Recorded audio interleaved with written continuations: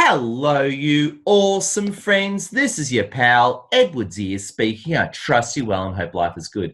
Friends, we've got an extra special interview with Edward today. We've got an amazing lady from wonderful Ontario, Canada. And you know what?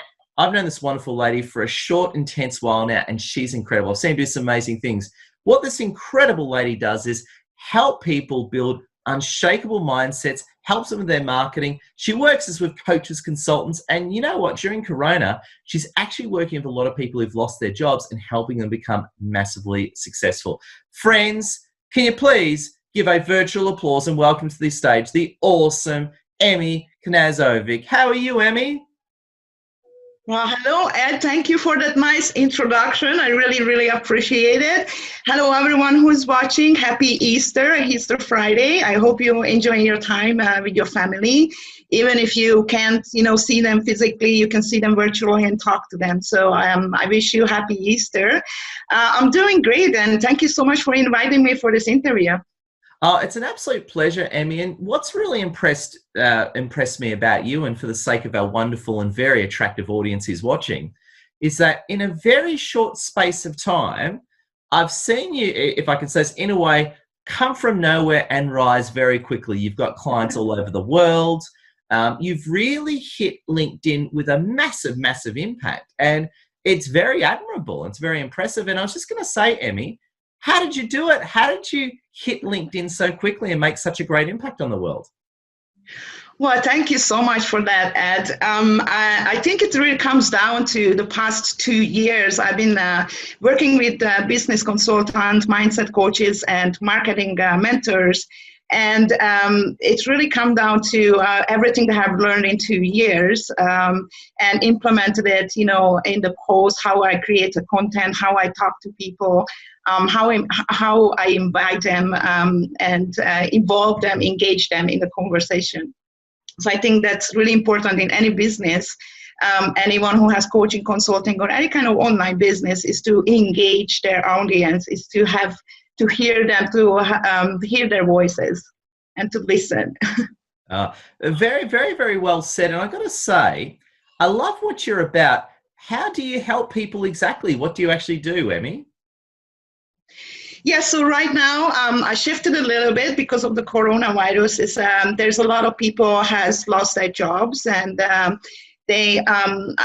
people that reach out to me, they're asking, how can they shift their mindset about this? How can they make money?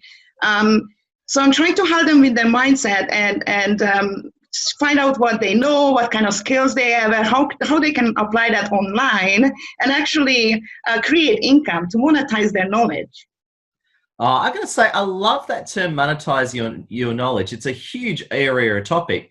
Just for the sake of the audience, I know you and I get it. However, I know a lot of people will be going, what does that mean? Can you tell everyone, what do you mean by monetize your knowledge?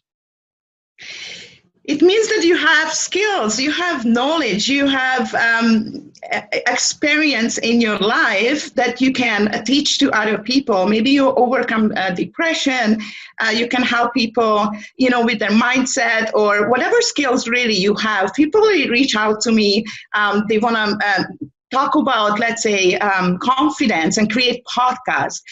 Some people reach out to me, they know a lot about time management. They can create a course about time management and monetize their knowledge. It's not really that hard. It really depends on what they know, what their skills are, and match it with the market demand. Extremely well said. And I was going to say, and again, just for the sake of the audience, as awesome Emmy said, this is being recorded over Easter. There's a funny time difference for you. It's Easter Friday evening in Canada, isn't it? Yes, it is evening here. It's a little after 6 p.m. and I know you are in the future, and it's like 9 a.m. in your world. Yeah, so it's the morning in the future in Sydney, Australia, and so we're doing this over Easter. And for the sake of the audience, the coronavirus actually peaked globally a few days ago. And now in a lot of places across the world, it's entering its decline, thankfully, albeit some places are quite affected. And still the whole world's on more or less lockdown.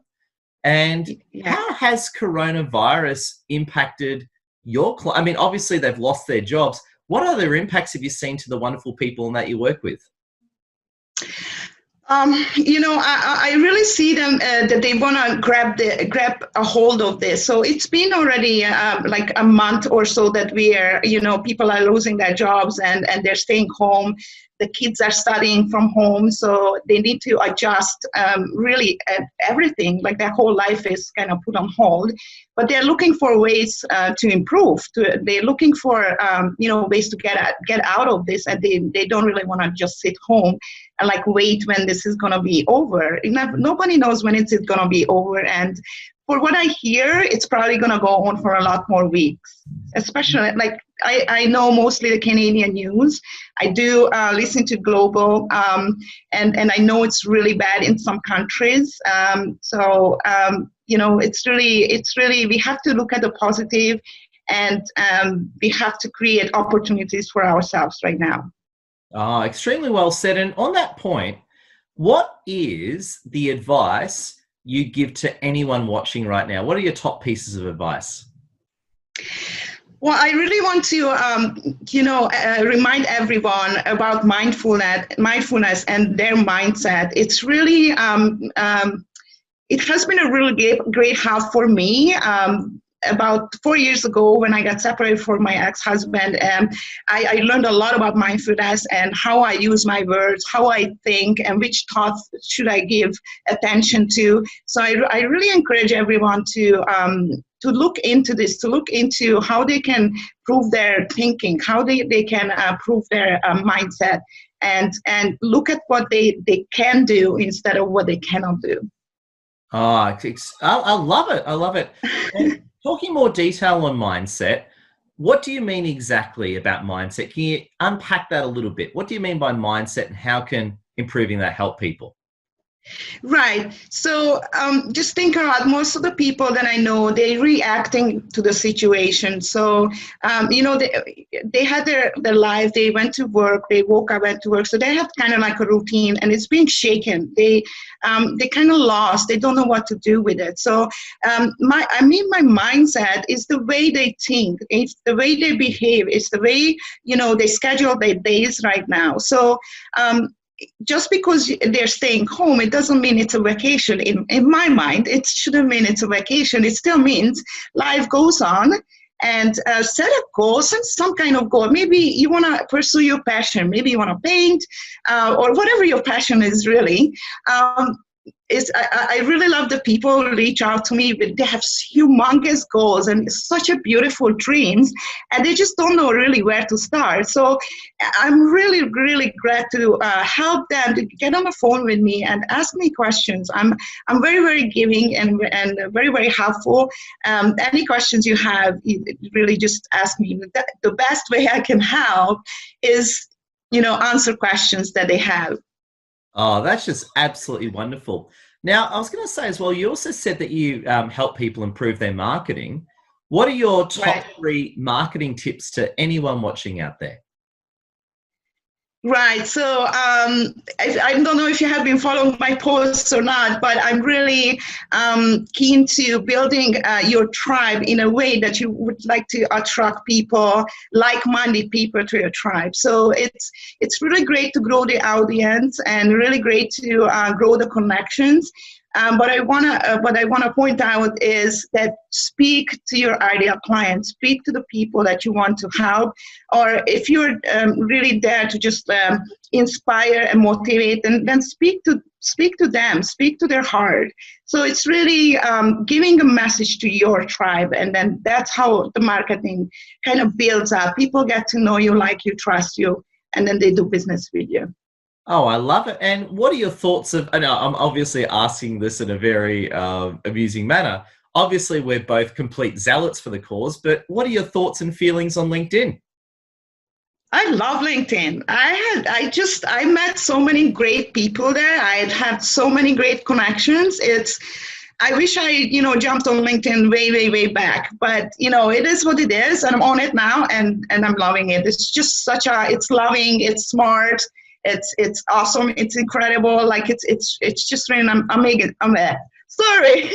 amazing experience. And on that note, how, be it you've lost your job and you want to get a new job, or you're a business, like you're an entrepreneur, what's your advice to people for succeeding on LinkedIn? Absolutely. So first of all, they need to know what they want to achieve on LinkedIn. So what is their goal? Like, is your goal to sell something, right? Like they need to know the direction they are going. They need to know what kind of clients they serve. They need to post each day. They need to talk to their audience each day and engage them, ask them questions and be nice and be awesome. Oh, exactly. And I was going to say, what kind of stuff should people post about on LinkedIn? I think that people should post about positive things, only positive things. I totally believe that positivity goes a long, long, long way. And I, I really don't. I don't know what to say, but if you post anything positive and you also include what you are about, what your message is, what your business is about, and you drive traffic to your website or to your podcast, that's a great way to go about posting. Yeah. And on that note, I couldn't agree with you more, Emmy. And I know we've had this conversation many times over WhatsApp. It's funny, whenever you see people say something negative or mixed on LinkedIn, it's amazing the blowback you see in the comments. I'm sure you've seen that many times, haven't you? Right. No, I honestly, personally try to totally just ignore anything, any negativity, like in my life and on LinkedIn and in my business. So I have built my boundaries, and I don't pay attention to stuff like that. It's just me, maybe. Oh, I love it. And on that note, talking about negativity, what's your advice? Because again, I'm sure you deal with this all the time. A lot of people are terrified of being trolled, right? And having negative people. What's your advice for people on how to handle trolls and negativity they may encounter on LinkedIn or any form of social media?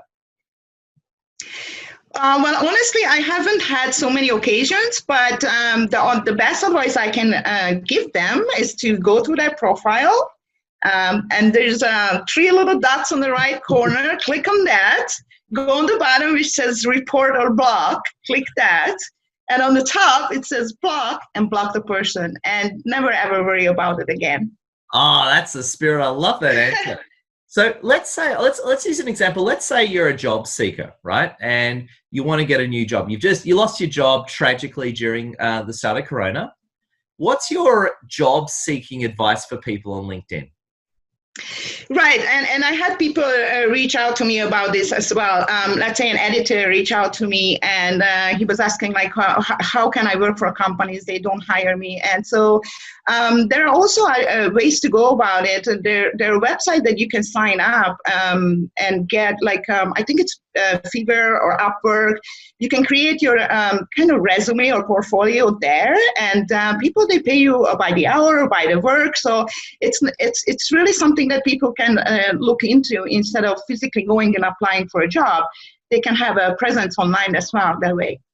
Oh, beautiful. I absolutely love it. I love where you're going, Emmy, and I love the amount of work that you're really helping encourage with people. And I got to say, I love your thoughts on positivity.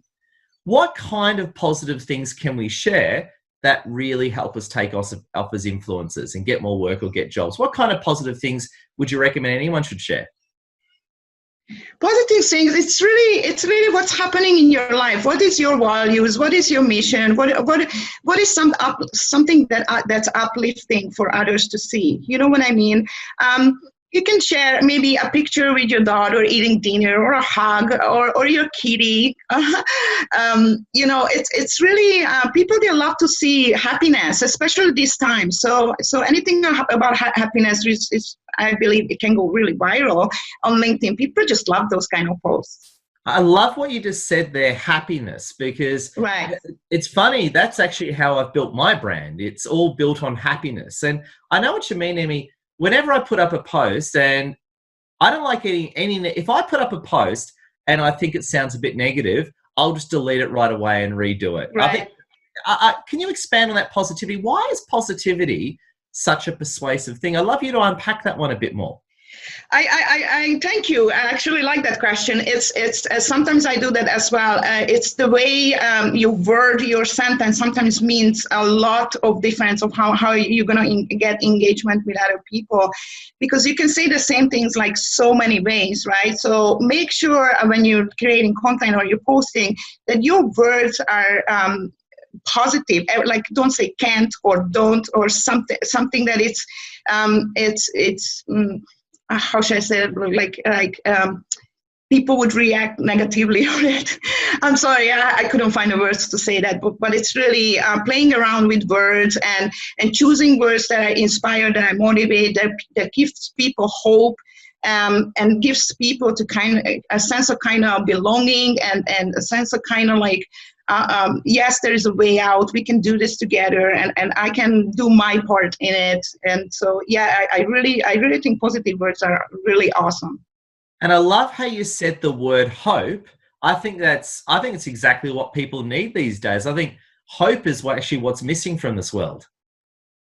Right, I totally agree. So as I said, people are reaching out to me. So even let's say I'm gonna give another example. Someone who is an interior designer for hotels, right?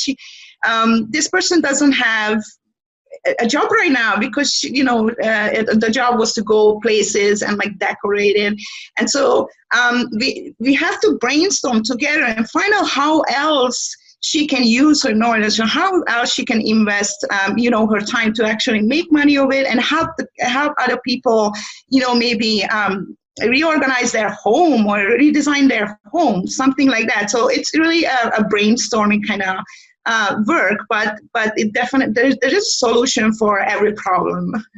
I gotta say, I love your focus, and I know a lot of the audience is thinking this. Emmy, how do you stay so positive? What are your secrets of how do you stay positive? Can you tell us all your secrets to the world? Yes, I can tell you the secret, and I really built this up over the years. So it really takes time to get used to, but definitely have a morning routine that you follow. I think that's kind of like just sets you up for winning for the whole day. Have an idea of what your day is gonna look like. Say at least 5 things that you're grateful for. I'm really into like making your bed. I think some people may laugh at it, but I think that's like the first thing you do in the morning and you accomplished it. And it just gives you a little bit of boost. So morning routine is really important. And also if some kind of problem comes up or something hits you, it's just take a step back and think about it before reacting to it. So just like, okay, how can we solve this? How can we look at this in a different way? So instead of reacting, responding, that's another thing that I learned over the years. I wasn't always like this. But definitely spend at least an hour for self-development. Either watch inspiring videos, motivational videos, or learn at least an hour or read. So feed your mind. Like it's really important for me, especially to every day to feed my mind, to keep my thinking going. So what else? Just love life. Go with it, go with the flow. And that's it. Oh, that's so well said. And Emmy, as we bring this incredible interview to the end, to a close, I was going to say, what are some of your closing thoughts and advice for anyone listening across the world right now? Well, I just want to say happy Easter again for everyone. I'm really, really thankful that you took the time to watch it because you could have spent it somewhere else. So it's really precious time that you're giving to me. Thank you so much. I just want to say go with the flow, be awesome, do your best, and accept the rest. Oh, beautifully well said, Emmy. I've got to say a big thank you. I really love the angles where you've gone here. We've looked at how to become personally happy, how to get work. We've spoken about monetizing your knowledge. We've learned about your secrets on how you stay happy. And Emmy, how can people get in contact with you? Well, people get in contact with me right now on LinkedIn. That's the easiest way right now. To connect with me on LinkedIn, send me a message, and we can talk. Emmy, I just want to say a big thank you for being part of our interview. I'm very excited to be getting this one out over beautiful Easter 2020. I was going to say, keep up your incredible work. And Emmy, I'm sure speaking for myself and the wonderful audience, we appreciate you. Thank you so much for having me. You're awesome. I admire your work. Just so everybody knows that you're really someone that I admire in a way that I've been working with a lot of coaches. I've known a lot of people, and to have this vibe, to have this energy, to have always this kind of like awesomeness around you, I just love it. So thank you so much for having me.